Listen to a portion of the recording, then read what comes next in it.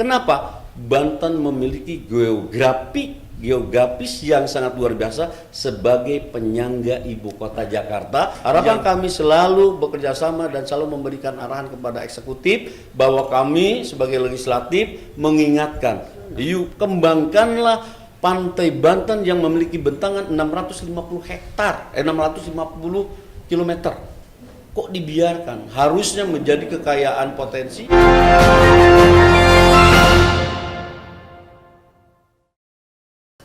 Assalamualaikum warahmatullahi wabarakatuh. Sobat Ekbis, bertemu lagi di Ekbis Podcast. Kali ini kita kedatangan tamu. Sebenarnya bukan kedatangan tamu, kita yang mendatangi tamu. Tapi apapun itu namanya, akhirnya kita bisa bersilaturahmi dengan Ketua DPC Partai Demokrat Kota Tangerang. Baik. Kalau saya sebutkan satu persatu mungkin ini terlalu panjang. Beliau Ketua DPC Partai Demokrat Kota Tangerang, kemudian anggota DPRD Provinsi Banten. Siap.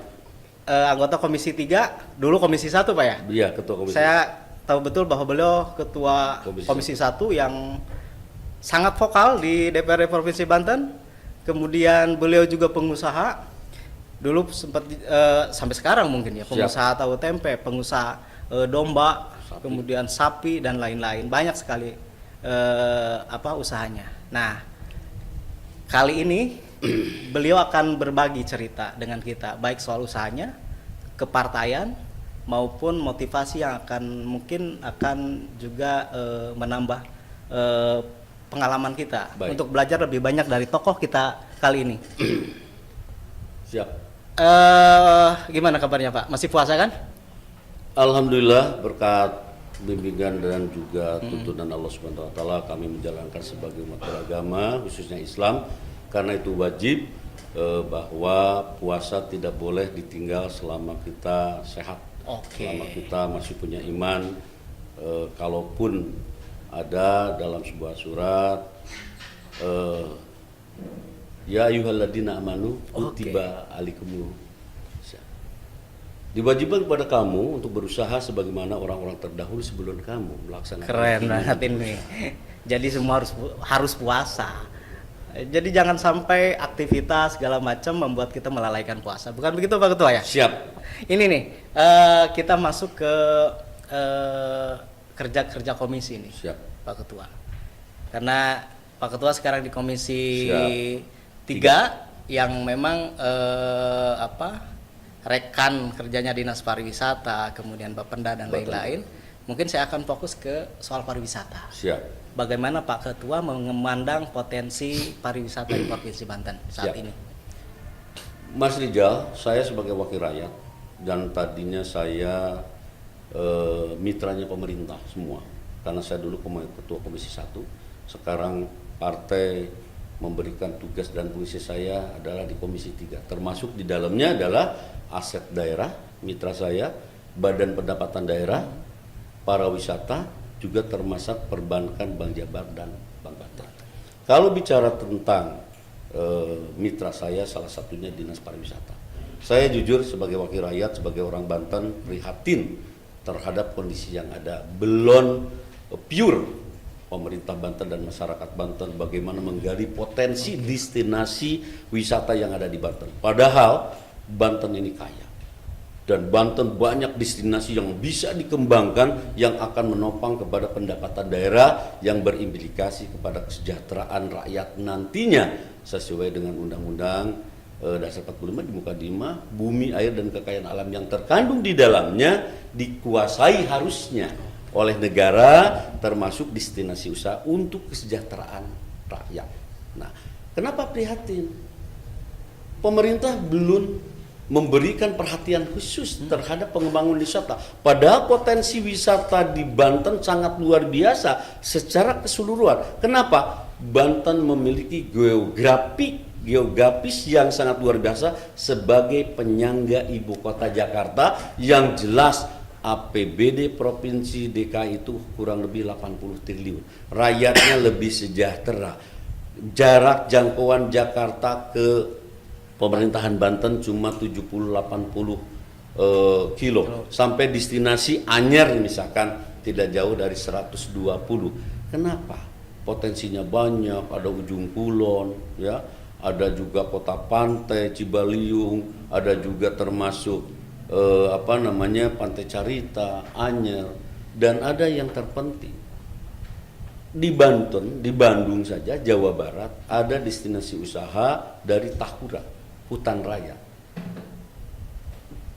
Jawa Barat itu luar biasa, pengembangannya 1 tahun didapat retribusi dari pengembangan Tahura karena sudah betul-betul dipotensikan, itu ratusan miliar menyumbang PAD terhadap pemerintah Jawa Barat. Kenapa Banten tidak? Karena apa? Memang perlu, yang pertama konsentrasi memberikan perhatian dalam penganggaran. Oke. Yang kedua, bagaimana pemerintah memberikan kepada pihak-pihak ketiga, bagaimana memberikan edukasi dan memberikan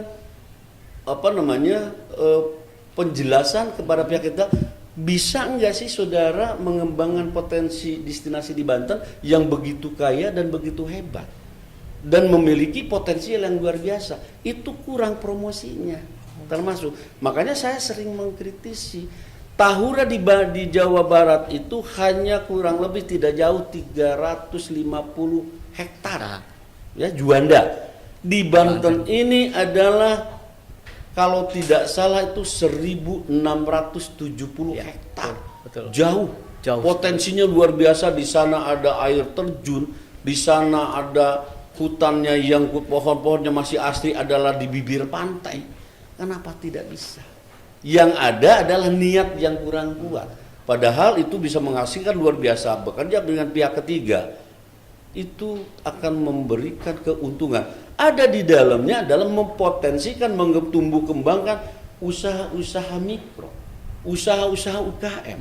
Rakyat kita akan lebih berkembang kehidupannya dalam rangka meningkatkan daya hidup masyarakat rakyat yang lebih sejahtera. Itu implikasinya ke sana. Jadi kalau secara SDA gitu, sumber daya alam dan lain-lain, sebenarnya Banten itu sudah cukup sangat bagus gitu pariwisatanya, Pak Ketua.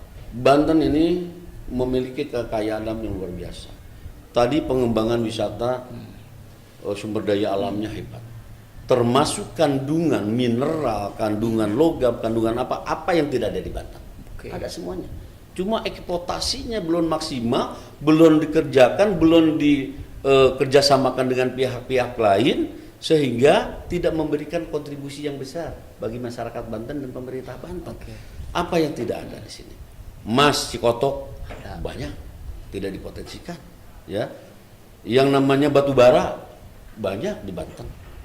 Produk-produk tanah kaulin, produk-produk barang tambang lainnya banyak di Banten, termasuk tadi wisata tadi banyak banget luar biasa, cuma pengembangannya yang belum maksimal. Harapan kami selalu bekerja sama dan selalu memberikan arahan kepada eksekutif bahwa kami sebagai legislatif mengingatkan, yuk Banten menggeliat supaya Banten menjadi daerah atau tanah juara atau jawara. Nah, untuk kalau masyarakat. sekarang kan menjelang Idul Fitri ini, wisatawan lokal terutama ataupun wisatawan Ya. dari daerah lain, kalau kita melihat panjang pantai di Banten itu juga sangat Luar panjang biasa. sekali dari Ya. utara, barat hingga selatan, Ya. Pak Ketua. Dan pasti pada pasca Lebaran itu akan dipenuhi oleh Ya. wisatawan. Kalau sebagai Komisi 3 sudah melihat apa yang dilakukan eksekutif mempersiapkan pasca Lebaran ketika wisatawan berduyun-duyun ke destinasi wisata, kalau menurut Pak Ketua, eksekutif sudah maksimal belum menyiapkan termasuk misalkan untuk keselamatan dan lain sebagainya? Sudah maksimal belum Pak Ketua? Kita harus objektif. Ya, hasil Memandang dari kita. Bahwa apa yang dilakukan oleh eksekutif ada pasti, cuma persentasenya belum memuaskan. Berapa pertumbuhan wisata, betapa melayani masyarakat yang euforia menyambut kegembiraan hari raya. Hari raya Lebaran, hari raya Natal, hari raya agama-agama lain pun pasti pantai di saat libur panjang akan dipenuhi oleh orang lain. Tetapi kenapa terjadi kemacetan di mana-mana? Karena terfokus hanya Anyer utamanya. Betul, betul. Yang paling utama adalah termasuk Karangbolong, ya, Carita agak kurang, termasuk ke daerah pantai Tanjung Kek Sung. itu sana, Tanjung Lesung juga agak kurang juga. Sebetulnya infrastrukturnya sudah bagus, tetapi segi promosi dan sarana-sarana prasarana yang lain yang kurang. Padahal potensi pantai di Banten itu tidak kalah besarnya. Kalau tidak salah, bentangan pantai Banten, Provinsi Banten itu ada 650 km. Dari Betapa utara ke kayanya selatan. luar biasa Banten itu. Sampai dengan mungkin Mauk dan lain-lain. Ya. Nah, apa yang tidak bisa? Sebetulnya bisa. Promosi yang harus dimaksimalkan. Bagaimana bentuk kerjasama dengan pihak ketiga? Bagaimana Banten juga pemerintah aware membuka diri kepada pihak-pihak swasta pengembang untuk segera investasi di sana. Karena berimplikasi kepada kesejahteraan masyarakat secara umum. Nah ini sudah ada tapi kurang maksimal. Dan yang pertama, yang kedua yang saya sayangkan, pantai itu tidak boleh dikuasai oleh seseorang atau yang namanya perusahaan apapun. Di Banten ini banyak perusahaan yang ada di bibir pantai, ya, tetapi menjorok dikuasai sampai ke laut. Bagaimana masyarakat akan nyambung pantai ke pantai lain atau daratan-daratan lain? Ini sudah dihalang-halangi, disekat-sekat oleh mereka sendiri. Mestinya tidak boleh ada aturan atau regulasi yang harus ditanamkan, dilakukan. Kalaupun ada regulasi, kenapa dibiarkan? Harusnya ditindak dong. Jadi seperti laut itu milik sendiri, pantai milik sendiri. Sehingga tidak accessibility, pantai yang ada di Anyer masuk kemana, orang akan jalan, akan apa, segala macam itu sulit untuk mereka, para wisatawan. Itu yang saya sayangkan. Itulah sehingga mungkin ini menjadi satu cambuk bagi kita semua eksekutif legislatif. Ayo berpikir secara rasional, kembangkanlah pantai Banten yang memiliki bentangan 650 hektar, 650 kilometer. Kok dibiarkan? Harusnya menjadi kekayaan potensi. Kota pantai di mana-mana akan memberikan kontribusi bagi kehidupan sejahtera rakyat. UKM-nya akan tumbuh, perhotelan akan tumbuh, penyedia jasa apapun tumbuh, makanan akan tumbuh. Itulah yang menjadi harapan kita sebagai legislatif. Mudah-mudahan eksekutif kita seiring sejalan, kita sinergitas ke depan bagaimana mensejahterakan rakyat Banten. Nah, betul. Tadi menarik sekali sebenarnya. Ini juga menjadi keluhan masyarakat sebenarnya Pak Ketua. Terutama soal pengkaplingan pantai ya. Entah itu oleh korporat maupun oleh perorangan. Yang pada akhirnya masyarakat ketika mau berlibur ke pantai juga tersekat, yang kedua menjadi mahal. Bahkan mungkin ada beberapa oknum yang kemudian memanfaatkan situasi itu. Parkir yang tadinya misalkan cuma 5.000, 20.000 jadi 100.000. Nah, bagaimana sih Komisi 3 juga melihat itu gitu Pak Ketua? Menurut saya ini harus ada satu bentuk tekad bersama antara lintas pemerintah. Hilangkan ego lintas sektoral. Hilangkan ego lintas tingkat pemerintah pusat kebijakannya, pemerintah provinsi, kabupaten kota. Ini masih terlihat ada. Sehingga itu retribusinya bukan dari saya. Padahal misalkan penguasaan pantai sampai dengan 10 mil menjadi bagian pemerintah provinsi. Tapi tidak seiring sejalan dengan kebijakan yang ada di kabupaten kota misalkan. Contoh, korporat mau hotel, mau perusahaan, mau pabrik. Lihat kita di Bali. Dari pantai satu ke pantai lain, melewati hotel-hotel lain bisa dilalui oleh semuanya. Karena ada batasan korporat atau perusahaan atau pabrik, hotel tidak boleh menjorok ke laut. Tapi di Banten, lihat Carita. Semua terkotak-kotak sampai tidak bisa dilewati. Itu artinya memberikan pemahaman bagi masyarakat bahwa egois itu yang menghancurkan sosial masyarakat kita, komunikasi antara rakyat, tersekat oleh tadi kepentingan korporat yang tidak diatur, tidak tegas. Padahal saya yakin kalau acuannya adalah kepada perda, saya yakin sudah ada, sudah dibikin perdanya. Tetapi pelaksanaan implementasi dari perda itulah yang belum ditanamkan. Mudah-mudahan ini menjadi PR semua. Tegur, kenapa perusahaan menguasai sampai laut? Bahkan dia seperti punya empang sendiri di laut. Itu menyayangkan. Lihat kita di Bali, di Lombok, nggak ada batas, nggak ada sekat, nggak bicara siapa pengusaha, di hadapan hukum adalah sama. Kepentingan rakyat, jelata, mau binatang lewat, apa anjing dan lain-lain di Bali, manusia dan lain-lain semua bersosialisasi, tidak ada batasan di sana. Pakai sepeda, pakai motor, partai ke partai lain nyambung semuanya. Tapi di Banten tidak bisa. Coba lihat. Betul betul. Iya kan? Dari pesisir utara sampai pesisir Iya. selatan jadi sulit. Iya sulit. Harusnya sebetulnya tidak terkotak-kotak oleh kepentingan. Oke. Nah, Gitu ini Pak Rizal. diskusi yang sangat menarik sebenarnya. Ini akan semakin panjang kalau misalkan kita mendiskusikan pariwisata ini Pak Ketua. Siap. Selain pantai misalkan, kita juga kan punya kota termasuk cagar budaya dan lain-lain Ya. yang memang itu menjadi pariwisata Unggulan di Banten. unggulan di Banten. Termasuk misalkan Masjid Lama. wisata religi. Ya. Wisata religi kan juga dari mulai utara sampai selatan juga kita memiliki banyak sekali potensi Iya. wisata religi. Kalau dari Komisi 3 melihat wisata religi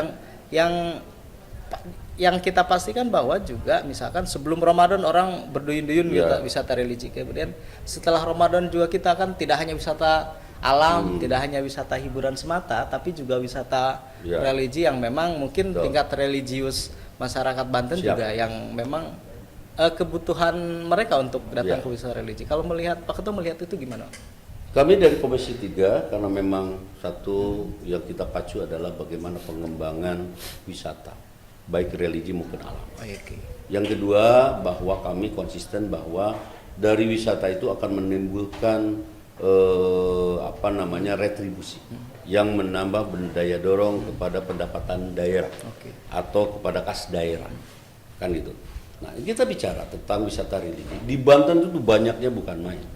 Yang sekarang mulai menggeliat adalah tapi masih banyak kekurangan, termasuk Banten Lama atau Masjid Banten Lama. Sudah direstrukturisasi, sudah luar biasa. Halaman di sana itu dan masjidnya sudah seperti masjid di Madinah. Sudah nyaman lah. Sudah bagus, sudah ada seperti tenda dan lain-lain, itu sudah luar biasa. Tetapi apa kelemahannya? Regulasi yang belum ditanamkan dipakai secara menyeluruh, di mana masyarakat orang yang ingin berwisata religi masih kurang nyaman. Di mana-mana orang minta-minta, pedagang tidak teratur. Apa yang ditimbulkan dilihatnya tidak estetika, tidak bagus, tidak nyaman, yang terkesannya kumuh. Kenapa tidak bisa ditanamkan?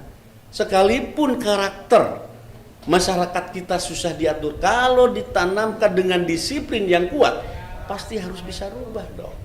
Sehingga memberikan image terhadap orang-orang luar, orang-orang Banten, oh iya nyaman, oh enak, oh teratur. Ini enggak minta-minta di mana-mana. Terkadang kita jalan perut kita dicolok-colok, dikoroyok puluhan orang. Gitu kan, parkir juga liar. Kenapa tidak ditentukan dengan tegas dengan ketentuan perda yang ada? Perparkiran harus jelas siapa pihak ketiga yang akan diganti. Berapa pembagiannya? Berapa masuk di daerah? Siapa petugasnya? Tetap kan itu mempotensikan masyarakat asli juga. Cuma ya kebiasaan orang kita ini tidak disiplin. Kalau tidak dimulai dengan tegas, tetap mereka susah untuk dirubah. Merubah karakter itu sangat sulit. Itulah harapan kami, terus menyuarakan bagaimana kerjasama dengan pihak pariwisata supaya wisata di Banten menjadi wisata yang top sesuai dengan Banten juara atau jawara. Nah ini menarik soal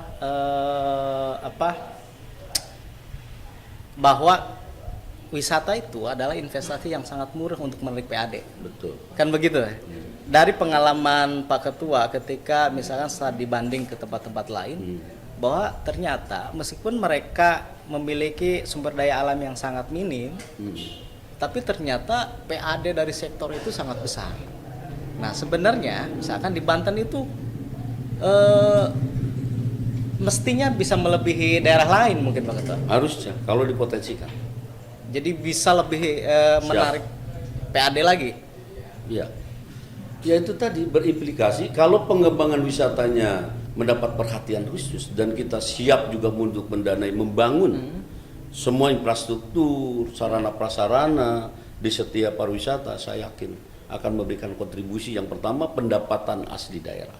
Yang kedua memberikan kontribusi para UKM. Yang ketiga juga bagaimana para pengrajin. Di Banten itu memiliki banyak pengrajin, batik, kopi dan lain-lain. Itu juga akan hidup. Kita ambil contoh. Bali itu bukan daerah industri. Betul. Cuma mengandalkan wisata. Industri pariwisata. Tapi Bali itu akan menjadi daerah yang mendapatkan PAD yang luar biasa. Dari apa? Kekuatan para UKM-nya. Kegiatan dari seni hobi menjadi bisnis. Kenapa? Karena banyak orang asing datang. Kenapa orang asing datang? Karena semua objek wisata di sana betul-betul pemerintah memberikan perhatian khusus yang menjadikan pariwisata di Bali itu pariwisata yang bisa diandalkan untuk dilihat oleh masyarakat dunia. Itulah Bali. Kenapa kita tidak bisa? Mestinya bisa. Harusnya bisa. PAD kita cukup 12 triliun kurang 12 sampai triliun. 13 triliun. Harusnya bisa membiayai itu. Jadi mestinya juga lebih banyak lagi PAD yang masuk dari sektor itu. Betul. Pak Ketua, terima kasih waktunya. Siap. Lain kali kita akan berbincang lagi terutama mungkin bisa kita undang di kantor untuk melakukan podcast di kantor. Boleh. Lain waktu kita akan berbincang banyak soal tugas-tugas sebagai Ketua DPC Partai Demokrat Kota Tangerang sekaligus sebagai anggota DPRD Provinsi Banten. Insya Allah. Baik Sobat Ekbis, terima kasih untuk perbincangan kita kali ini. Sampai jumpa untuk podcast yang lain dengan tokoh yang berbeda. Wabillahi taufiq wal hidayah. Wassalamualaikum warahmatullahi wabarakatuh. Terima kasih Pak Ketua. Warahmatullahi wabarakatuh. Terima kasih Mas Rijal.